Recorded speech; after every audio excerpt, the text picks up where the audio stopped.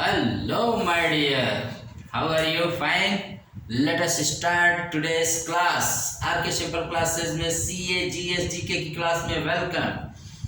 भाई पहले डेज देख लेते हैं।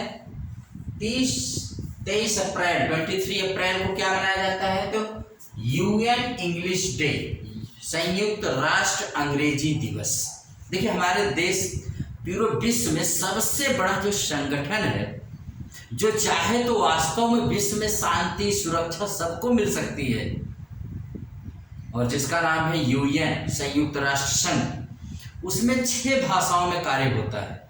तो उन 6 भाषाओं का एक एक दिन दिया गया है। इन 6 भाषाओं को यूनिवर्सल लैंग्वेज कहते हैं। यूनिवर्सल लैंग्वेज कहते हैं।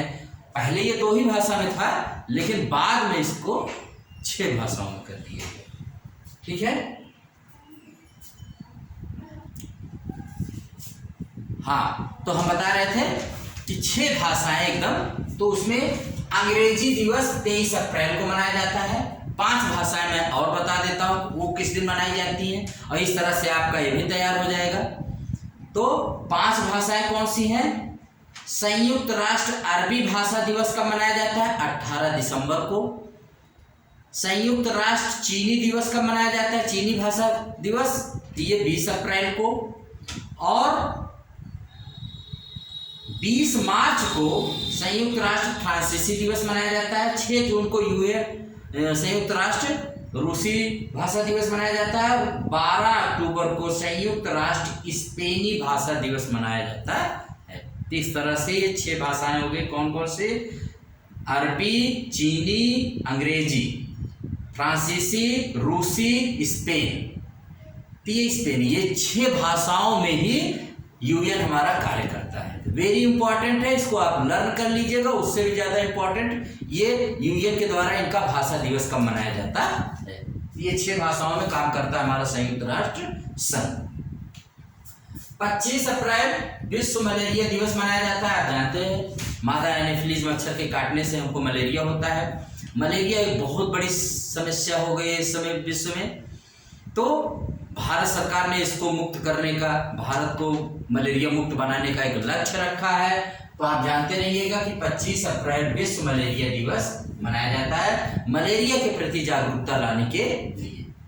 उसके बाद है ऑपरेशन कावेरी। तो ऑपरेशन कावेरी का मतलब है कि सूडान, जहां पर गृह युद्ध चल रहा है। देखो, रूस और यूक्रेन में युद्ध चल रहा है। जब 2 देशों के बीच में लड़ाई होती है तो उसको युद्ध कहते हैं, लेकिन जब देश के अंदर ही लड़ाई हो जाए तो उसको हिंदी में गृह युद्ध, इंग्लिश में सिविल वॉर कहते हैं। तो इस समय सूडान, जो अफ्रीका महाद्वीप का तीसरा सबसे बड़ा देश है, वहां पर क्या चल रहा है? गृह युद्ध चल रहा है। तो वहां पर बहुत सारे हमारे भारतीय हैं, और उन भारतीयों को लाने के लिए भारत सरकार के द्वारा, और स्पेशली कौन से मंत्रालय? तो विदेश मंत्रालय के द्वारा एक अभियान चलाया गया है। उसका नाम रखा गया ऑपरेशन कावेरी। याद रखिएगा, ऑपरेशन कावेरी, ठीक, चलाया गया है। तो वहां पर आएगा ऑपरेशन कावेरी। कहा किस लिए भारत सरकार ने चलाया था? तो भारत सरकार के विदेश मंत्रालय द्वारा सूडान में फंसे भारतीयों को लाने के लिए चलाया गया था।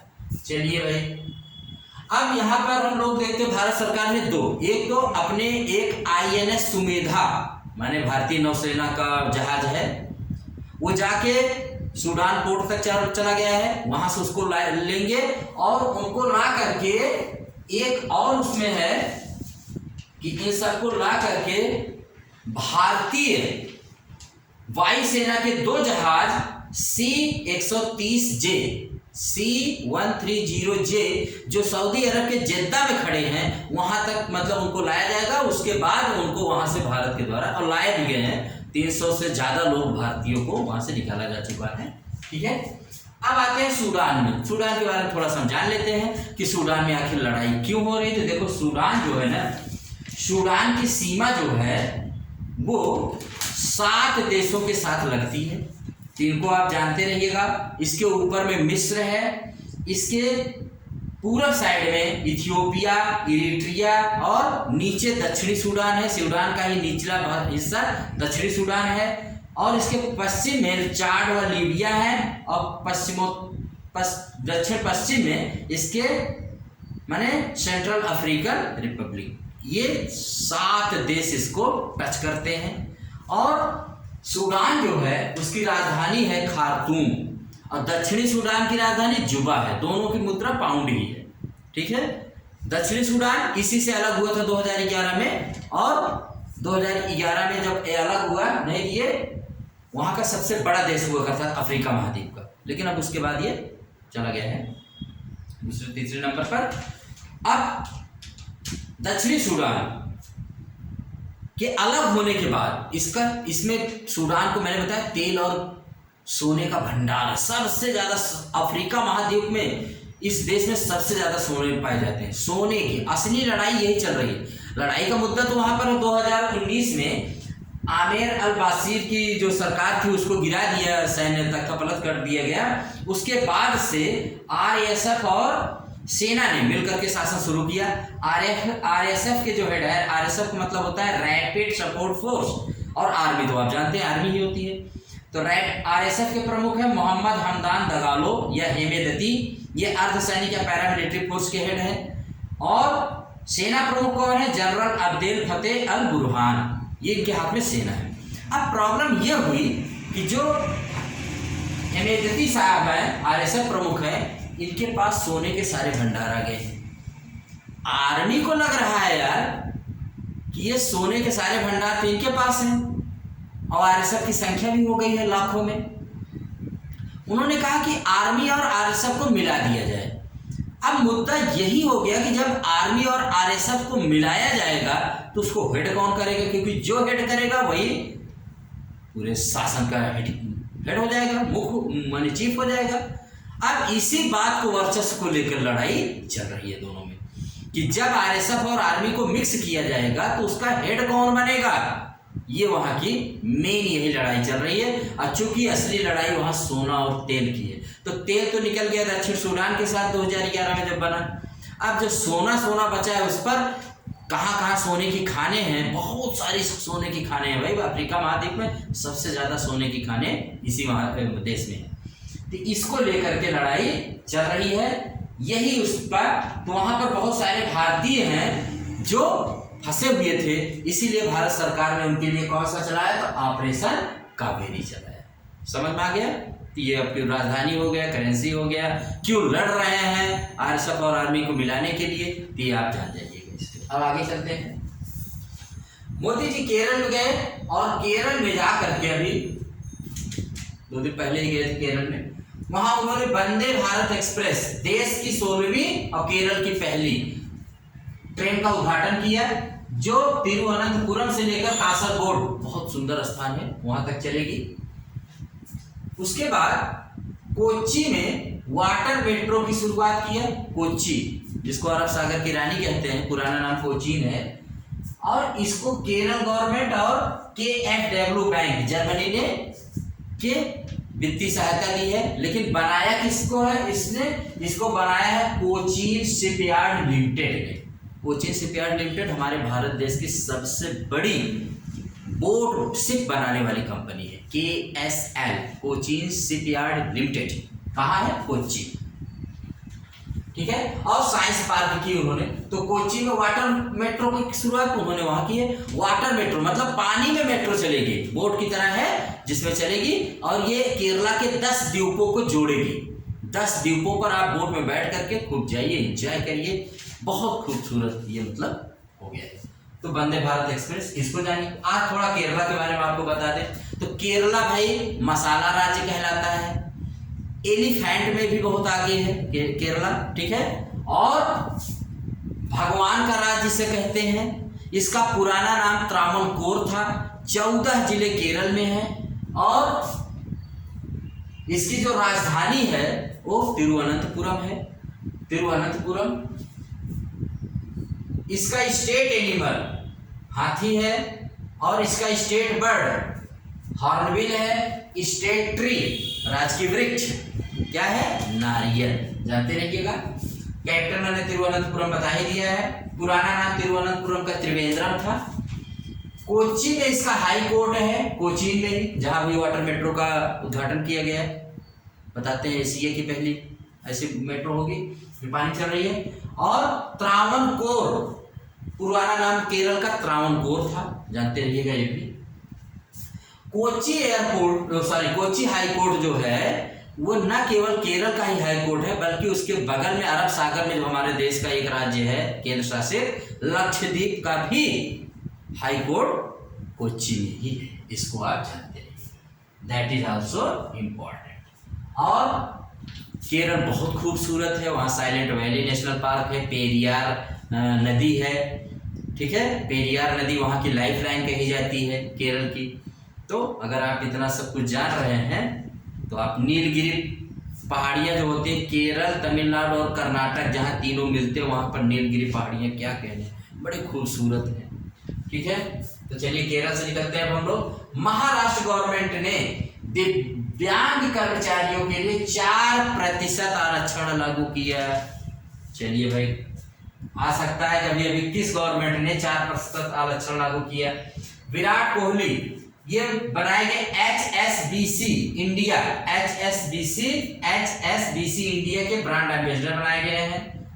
सोनम वांगचुक को संतोकबा ह्यूमैनिटेरियन अवार्ड इनके सामाजिक कार्यों के लिए मिला है। कौन? सोनम वांगचुक को जानते रहिएगा, ये भी इंपॉर्टेंट है। गैरी बेलांस इंग्लैंड के पूर्व क्रिकेटर हैं, इन्होंने क्रिकेट के सारे प्रारूपों से संन्यास लेने की घोषणा की है। क्या नाम है? गैरी बेलांस, ये इंग्लैंड के पूर्व क्रिकेटर हैं। तो क्रिकेट में कितने प्रारूप होते हैं भाई? 3 प्रारूप होते हैं। कौन कौन? One day, test and T20। तो जानिए, अब क्रिकेट का जन्म कहाँ हुआ था? तो इंग्लैंड में, जानते रहिए, रिमेंबर इट। क्रॉस कोर्ट पूर्व भारतीय टेनिस प्लेयर जयदीप मुखर्जी की ऑटोबायोग्राफी, आत्मकथा है, जो अभी भी रिलीज हुई है। Cross court. दीपिका मिश्रा भारत की पहली महिला ऑफिसर हैं जिनको इंडियन एयरफोर्स ने बहादुरी का पुरस्कार दिया। Very very super important. कौन? दीपिका मिश्रा, याद रखिएगा। महिलाएं भाई सब जगह आगे निकल रही हैं, यहाँ भी बहुत आगे जा रही हैं, अच्छी बात है। इंडियन एयरफोर्स ने इनको गैलेंट्री माने बहादुरी का अवार्ड दिया है। मिगुएल डियाज कैनेल, ये कौन है भाई? ये क्यूबा के नवनिर्वाचित राष्ट्रपति बने हैं। कौन? Miguel Diaz Canel. और अभी अभी मन की बात का 100वां एपिसोड 30 अप्रैल को आएगा, 30 अप्रैल को। और उसके उपलक्ष्य में प्रसार भारती ने नई दिल्ली के विज्ञान भवन में क्या किया भाई इन्होंने? तो नई दिल्ली के विज्ञान भवन में राष्ट्रीय कॉन्क्लेव का आयोजन किया। किस पे? मन की बात को लेकर के। कहां पर? नई दिल्ली के विज्ञान भवन में। तो मन की बात जो है ये एक मासिक प्रोग्राम है रेडियो का। रेडियो पर हमारे माननीय प्रधानमंत्री मोदी जी बोलते हैं हर महीने की लास्ट संडे को दिन में 11 बजे वो बोलते हैं। शुरू में ऐसा नहीं था, लेकिन फिर उसके बाद फिक्स कर दिया गया कि हर महीने के लास्ट संडे जो भी पड़ता है उसके 11 बजे दिन में ये बोलते हैं। एक जन आंदोलन की तरह बहुत ही पॉपुलर हो गया है ये प्रोग्राम भाई मोदी जी का। इसका 100वां एपिसोड जो है अभी 30 अप्रैल को प्रसारित किया जाएगा। इसी को ध्यान में रखते हुए प्रसार भारती ने राष्ट्रीय कॉन्क्लेव का आयोजन किया, जिसमें महान दिग्गज अपने अपने क्षेत्र के आएंगे और अपने विचार रखेंगे और रखे भी इस पर। अब देखिए, मन की बात जो पहला एपिसोड आया था 3 अक्टूबर 2014 को, उस दिन विजयदशमी थी। याद रखिएगा, वेरी इंपॉर्टेंट। 3 अक्टूबर 2014, ठीक है, को पहला एपिसोड इसका विजयदशमी के अवसर पर मोदी जी ने बोला था रेडियो पर। इस कॉन्क्लेव का उद्घाटन किया है हमारे उपराष्ट्रपति श्री जगदीप धनखड़ जी ने, और इसका समापन किया हमारे होम मिनिस्टर अमित शाह जी ने। समझ में आई बात? इसके अलावा ये सब हो गए प्रोग्राम मन की बात में, ठीक है। और अभी अभी हमारे जो है पंजाब के पूर्व मुख्यमंत्री और 5 बार भाई क्या रहे हैं वहाँ के सीएम रहे हैं, मुख्यमंत्री रहे हैं प्रकाश सिंह बादल जी का निधन हो गया है। इनको भी जानते रहिए, प्रकाश सिंह बादल जी का। इनके बारे में कुछ पढ़ देते हैं। ये शिरोमणि अकाली दल के संरक्षक और पंजाब के 5 बार के सीएम रह चुके हैं। 95 के साल में इनका निधन हो गया। ये 1927 में जन्मे थे, 2023 में इनकी मृत्यु हुई। और इनका जन्म मुक्तसर साहिब के बादल नामक गांव में हुआ था। बादल, मुक्तसर साहिब के बादल गांव में, इसीलिए इनको प्रकाश सिंह बादल कहा जाता है। ये ऐसे बंदे थे, इन्होंने ऐसी राजनीतिक शख्सियत थी कि सरपंच से लेकर अपने गांव के सरपंच बने और लास्ट में पंजाब के मुख्यमंत्री बने। और पंजाब के सबसे युवा और सबसे वयोवृद्ध ये सीएम थे। इसको भी याद रखिएगा, प्रकाश सिंह बादल। और आखिरी चुनाव 2022 में, और 2022 के पहली बार इतिहास में हुआ कि ये चुनाव हार गए थे। ये इनके बारे में जानकारी। प्रकाश सिंह बादल कहाँ के मुख्यमंत्री थे, जिनका भी हाल ही में। और ये तारिक फतेह जो राइटर थे तो पाकिस्तान के, लेकिन रहते थे कनाडा में। इनके भी मृत्यु अभी हाल ही हुई। हिंदुस्तान से इनको बड़ा प्रेम था और ये हिंदुस्तान का ही बेटा अपने आप को कहते थे। हिंदुस्तान के ही अपने आप को हिंदुस्तानी ही मानते थे। तो इनको भी आप जानते रहिएगा। तारिक फतेह बहुत ज़्यादा ये हिंदू माने हिंदुस्तान से इनको लव था और मानते थे कि हिंदुस्तान में जो संस्कृति और सभ्यता है ना, वो अपने आप में बेजोड़ है। यहाँ तक कि पाकिस्तान को कहते थे कि पाकिस्तान ना हिंदुस्तानी संस्कृति का ही एक अंश है। हिंदुस्तान का जो संस्कृति है, सभ्यता है, कल्चर है, उसी का एक भाग। अब है भी, पाकिस्तान कहाँ से बना भाई? हिंदुस्तान से ही बना है ना। तो ये सब जानते रहिएगा। तो ये था आज का CA GS GK की क्लासेस। हाँ, एक और थोड़ा सा जान लीजिएगा। काशी तेलुगु समागम का समापन ये होगा 29 अप्रैल को होगा, जहाँ मानसरोवर घाट माने बनारस वाराणसी में। अभी काशी तमिल संगमम हुआ था। ये काशी तेलुगु कहाँ बोली जाती है? तो है आंध्र प्रदेश और कहाँ बोली जाती है? आंध्र प्रदेश और तेलंगाना में। तो वहाँ के लोगों के बीच में और यहाँ बनारस के लोगों के बीच में, यानी एक तरह से यूपी और इन दो स्टेट के बीच में एक भारत श्रेष्ठ भारत के तरह ये सब आयोजन किए जाए। अभी सौराष्ट्र तमिल संगमम हुआ था, काशी तमिल संगमम हुआ था। इन सब का उद्देश्य क्या है? एक भारत श्रेष्ठ भारत। जब तक हम आप उत्तर वाले पूरब में, पूरब वाले उत्तर में नहीं आएंगे या दक्षिण में नहीं जाएंगे, तब तक कैसे एक भारत समझेंगे? लोगों के बीच में दूरियां मिटाने के लिए ऐसे ऐसे आयोजन किए जा रहे हैं और वास्तव में बहुत सक्सेसफुल हो रहे हैं। तो इसमें जानिएगा, इसका संबोधन 29 अप्रैल को मोदी जी द्वारा किया जाएगा वाराणसी में, और इसमें आंध्र और तेलंगाना के बीच प्राचीन सभ्यतागत संबंधों को प्रगाढ़ किया जाएगा। ठीक है। और यह प्रोग्राम ऐसे समय में हो रहा है जब तेलुगु भाषी लोग 12 दिवसीय धार्मिक कार्यक्रम पुष्कर अलू के दौरान गंगा स्नान के लिए कहाँ आ रहे हैं? वाराणसी में आ रहे हैं। आप जानते हैं कि हमारी गंगा के ही किनारे बनारस शहर स्थित है। समझ में आई? तो आई थिंक कि ये इतना प्रोग्राम रहा। आज हमने सूडान के बारे में जाना, आज हमने केरल के बारे में। केरल की भाषा भाई मलयालम में बहुत पूछी जाती है और वहाँ का मशहूर जो डांस है मोहिनी अट्टम, ये भी जानते रहिएगा। और भाषा जो है मलयालम है। जैसे तमिलनाडु की तमिल है, आंध्र प्रदेश और तेलंगाना की तेलुगु है, कर्नाटक की कन्नड़ है, वैसे केरल की मलयालम है। अंडरस्टैंड? तो इसी के साथ आप RK सिंपल क्लासेस को लाइक करिए, शेयर करिए, सब्सक्राइब करिए। आई प्रॉमिस कि आपको इस पर एकेडमिक और कॉम्पिटिटिव दोनों एग्जाम को ध्यान में रखते हुए मैं बनाते हुए वीडियोस करूँगा। ठीक है। इसी के साथ आप इसको लाइक एंड शेयर कर सकते हैं। Thank you very much.